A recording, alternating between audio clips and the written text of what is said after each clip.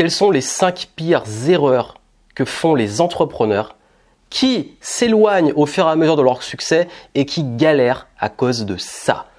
Je me suis lancé depuis 2009. J'ai vu des personnes passer avec des beaux projets, des entrepreneurs qui se sont lancés mais qui ont abandonné, qui ont arrêté. J'ai aussi vu des personnes qui cartonnent, qui performent, qui sont encore là aujourd'hui, 10 ans après, et j'en vois passer. Et je peux vous dire avec certitude que je vois des schémas qui font que beaucoup créent de la frustration.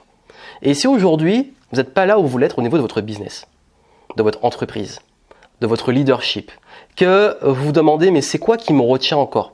Sur quoi je dois travailler pour pouvoir passer au niveau supérieur ? Qu'est-ce qui fait que j'arrive pas à avoir les résultats, que ce soit en termes de finances, de réputation, de vision de mon business que je voulais à la base ?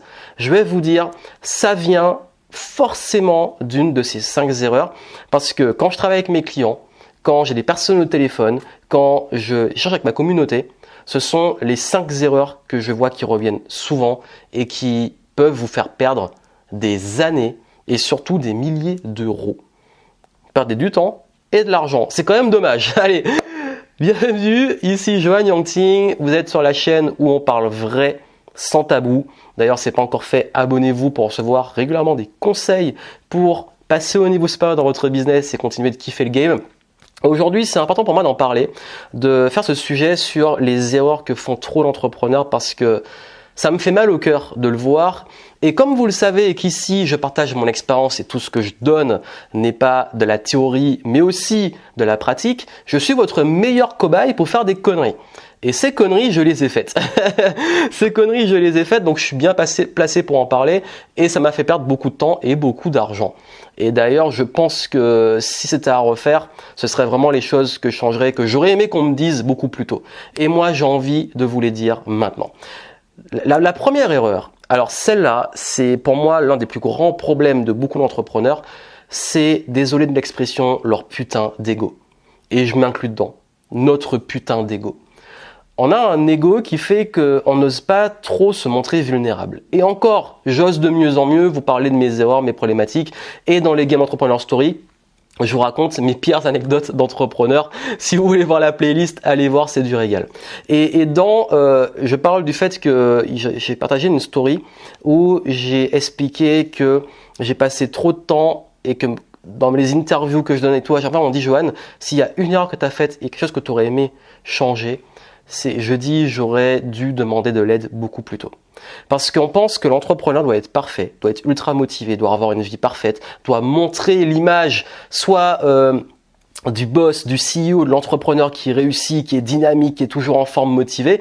Peut-être que vous avez cette image de moi, j'en suis désolé si c'est ce qui transparaît, mais en même temps je vais pas vous montrer quand je suis en mode énervé, dépression ou autre, quoique je fais parfois des coups de gueule.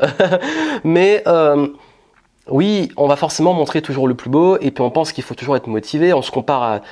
Il y a aussi la génération girl boss ou woman power et tout, en mode aussi chez les femmes où on montre la femme entrepreneur parfaite qui a ses enfants, qui fait du yoga, qui a sa morning routine, qui est toujours en forme, qui est bien foutue, mais qui gère son business qui cartonne et qui en même temps arrive à méditer sur la plage, faire ses saviors, etc. Mais c'est pas la réalité. C'est pas la réalité. Tous les entrepreneurs, j'en connais pas un, a des doutes, a des peurs, a des moments down. Tout être humain a des moments down. Et on a tous des challenges. J'ai des challenges, j'ai des questionnements. Parfois, j'ai des remises en question, même tout le temps d'ailleurs. Mais qu'est-ce qui se passe ? On n'ose pas demander de l'aide. Mais on se dit, mais oui, mais qu'est-ce qu'on va penser de moi ? Ou alors c'est mal vu. C'est un peu comme dans la vie, parfois, et je suis le premier, parfois à pas oser demander de l'aide pour les trucs à la con, alors que ça irait plus vite. Et ça, c'est un problème parfois d'ego, d'image. Surtout dans une société, on doit toujours montrer une belle image avec les réseaux sociaux, etc. Mais en fait, de ne pas demander de l'aide vous fait perdre du temps. Pourquoi ? Parce que quand vous ne demandez pas de l'aide, vous êtes face à votre problème, tête dans le guidon, sans expérience, sans recul, à peut-être être en train d'être face à un problème qui serait résolu en une question. Combien de fois il y a un problème, vous butez dessus depuis longtemps, et en rencontrant quelqu'un, vous l'en parlez, et là le recul que vous n'avez pas, et là son expérience, il vous apporte la solution en quelques secondes. Ça, c'est important. osez demander de l'aide. Et cette première erreur de ne pas demander de l'aide est peut-être l'une des principales qui font que beaucoup de personnes galèrent, surtout quand vous n'avez pas des compétences et des connaissances marketing, business, gestion, administrative, technique. Demandez de l'aide. Et c'est pour ça aussi, ça peut être de l'aide gratuite par les rencontres, ça peut être de l'aide avec un mentor, un coach. Si vous voulez que je vous aide, vous pouvez me contacter en descriptif, vous suivez le lien. Vous avez aussi la communauté, par exemple sur la communauté des game entrepreneurs, sur mon groupe client, il y a beaucoup d'entraide. Et d'ailleurs, cette idée de parler de ça est venue du groupe, parce qu'il y a une de mes coachées qui disait qu'elle culpabilisait parce que justement, elle avait du mal à pas être motivée, à parfois perdre en motivation. Mais je lui dis, mais c'est pas grave, c'est normal d'être démotivé. Ça arrive. Maintenant, on se reprend et puis comprendre pourquoi. Et puis, c'est ok. Moi aussi, j'ai mes phases fatiguées, j'ai mes phases down, mes phases démotivées. C'est humain. Le tout, c'est de continuer à progresser. Donc, comme je vous dis, c'est ok, culpabilisez pas si vous avez des challenges, c'est normal. Ça n'existe pas, ceux qui vous font croire que tout est parfait, qui gagnent tout le temps des millions, qui n'ont jamais de problème, etc. C'est faux, c'est du bullshit, c'est vendre du rêve. C'est exactement comme les corps que vous voyez dans les magazines, etc. C'est pas la réalité. La réalité, c'est que tout le monde a des hauts et des bas et que ça fait partie du game et qu'il faut pas rester seul quand ça arrive. Deuxième erreur, alors celle-là, wow, sur le business, vouloir réinventer la roue et surtout vouloir réinventer la psychologie humaine. Ok, on vous dit souvent il faut être aligné avec ses valeurs, il faut toujours être intuitif. Si vous êtes aligné dans votre business, dans votre message, les clients vont venir. Non. Il faut faire du marketing. À un moment, il faut faire du marketing. Faut communiquer, faut vendre. Vous n'allez pas refaire la psychologie humaine. Si vous battez avec les gens pour les convaincre qu'ils ont un problème et que ce problème-là, vous avez la solution, il y a un problème.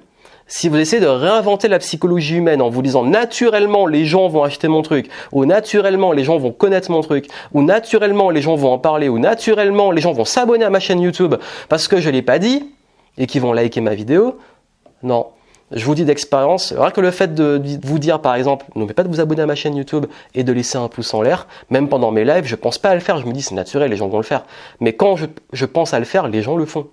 Donc rien que les choses comme ça en fait, vous n'allez pas réinventer la psychologie humaine. Il y a des leviers pour vendre, il y a des leviers pour se faire connaître, passez pas au-dessus.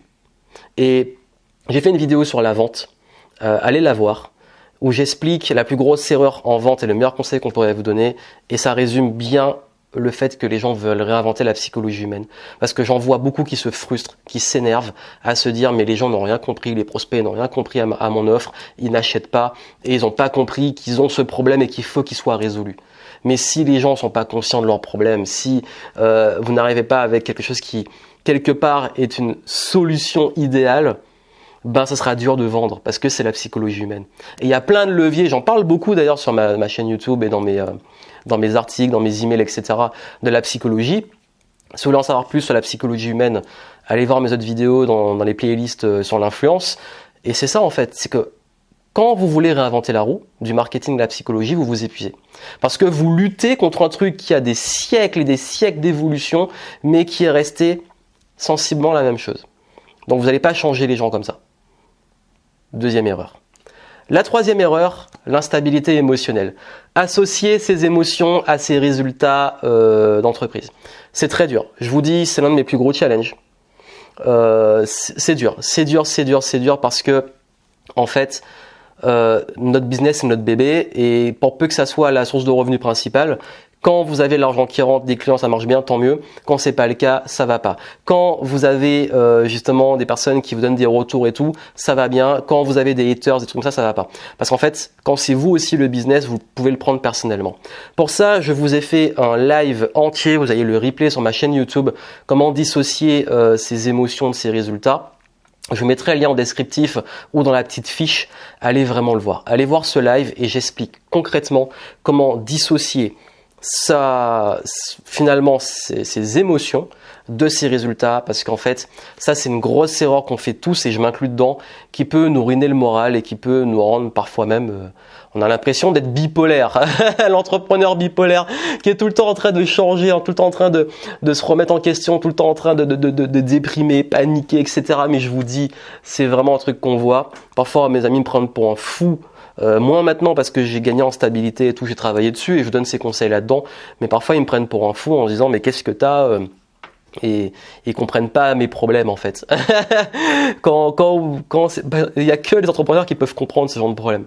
Et ça peut être bien justement de pas, quand je parlais de demander de l'aide, de pas rester seul, d'aller aussi en parler avec des gens qui vous comprennent. L'autre erreur, quatrième erreur, c'est de ne pas mesurer. Je parlais d'avancer à l'intuition, etc. Le fait de ne pas mesurer, le fait de ne pas avoir des chiffres concrets, vos KPIs, vos indicateurs clés de performance, ça vous fait perdre du temps aussi. Moi aussi, j'ai fait cette erreur pendant longtemps de ne pas regarder mes chiffres.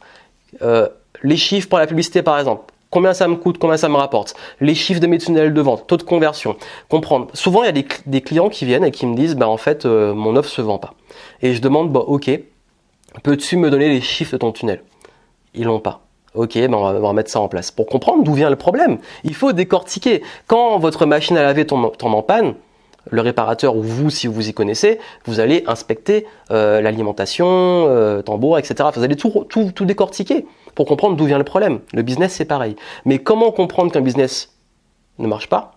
C'est qu'avec les chiffres, vraiment. Maîtriser ces chiffres, c'est maîtriser son business. Parce que vous savez, qu'est-ce qui est rentable, qu'est-ce qui n'est pas rentable, où mettre vos efforts, où mettre le focus, qu'est-ce que vous pouvez actionner comme levier, qu'est-ce que vous pouvez réduire comme dépenses inutiles, comment vous pouvez aussi pérenniser, rendre le truc prédictif et surtout pérenniser sur le long terme, savoir le mois prochain combien vous allez faire et pour faire ce chiffre-là, qu'est-ce que vous devez faire. C'est de la science. Ce sont des chiffres. Je sais qu'il y a beaucoup de discours de business et je sais que c'est très dur pour ceux qui n'ont pas ce mindset scientifique, mais dans beaucoup, notamment chez les coachs ou dans le domaine de la spiritualité ou les domaines où il y a ce truc d'être décalé avec la science. Moi, je sais que ma force, c'est que j'arrive autant à parler d'intuition et de créativité que de science, de chiffres, de maths, et j'ai combiné les deux. Et pourquoi? Parce qu'il y a besoin des deux. C'est vraiment le yin et le yang, c'est vraiment les deux choses importantes. Mais s'il n'y a pas l'un, il n'y a pas l'autre, c'est compliqué. Donc, il est temps de chiffrer les choses. Surtout sur le web, vous pouvez tout mesurer, calculer. Si vous ne savez pas le faire, il est temps d'apprendre à le faire. Et donc justement, dans toutes mes formations, je donne comment le faire. Mais il est temps d'avoir beaucoup plus de rigueur sur vos chiffres. Donc, ne pas mesurer, c'est la quatrième erreur. Et la cinquième, alors là, ne pas écouter. Ne pas écouter. On verra ceux qui sont arrivés jusqu'ici, jusqu'au bout. Mais que je ne parle pas d'écouter les conseils que je vous donne, même si c'est important et je vous le souhaite. C'est surtout d'écouter vos prospects et vos clients. Quand je parlais d'ego, trop quand ils veulent vendre, parlent et se valorisent, au lieu de s'intéresser et écouter leurs prospects. Trop veulent lancer un produit et se disent mais c'est quoi la bonne idée? Alors qu'il suffit d'écouter le marché. Trop se demandent comment me différencier. Il faut écouter vos clients. Trop demandent comment faire plus de ventes. Écoute plus, intéresse-toi plus à tes prospects et tes clients. L'écoute, le marketing et la vente, c'est de l'écoute. Quand vous écoutez, c'est là que vous arrivez justement à comprendre les besoins, à comprendre la psychologie, à comprendre les mots. La meilleure technique de vente du monde, c'est l'écoute. La meilleure façon de faire du marketing, c'est l'écoute. Parce que toutes les infos, les gens vous les donnent. Dans mes programmes, justement, j'enseigne comment poser les bonnes questions, comment savoir comment écouter, comment savoir comment avoir les bonnes infos. Parce qu'en fait, tout vient de ça. Et si vous voulez être un bon vendeur et réussir à développer votre business, écoutez. Et quel que soit le niveau de l'activité, l'écoute, c'est ultra important, que vous soyez débutant, que vous lanciez ou que vous ayez un business depuis très longtemps, bien établi.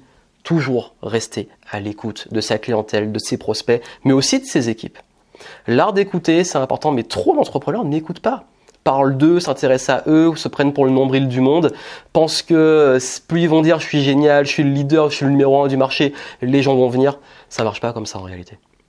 Donc vous avez vu ces 5 erreurs, honnêtement, ce sont les plus courantes. Donc si vous les faites aujourd'hui, il est temps de changer d'approche et c'est sûrement ça qui vous empêche d'avancer et d'être là où vous voulez être. Et ça peut vous aider. Allez voir les autres vidéos que je vous recommande et en descriptif, savoir comment justement arrêter ces erreurs et comment faire les bonnes choses pour pouvoir progresser dans votre business. Et n'oubliez pas, abonnez-vous à la chaîne YouTube pour plus de conseils. Partagez, ça peut aider. Si vous connaissez des entrepreneurs qui font ces erreurs-là, partagez. Et puis moi, je vous retrouve très bientôt pour continuer à level up. Ciao.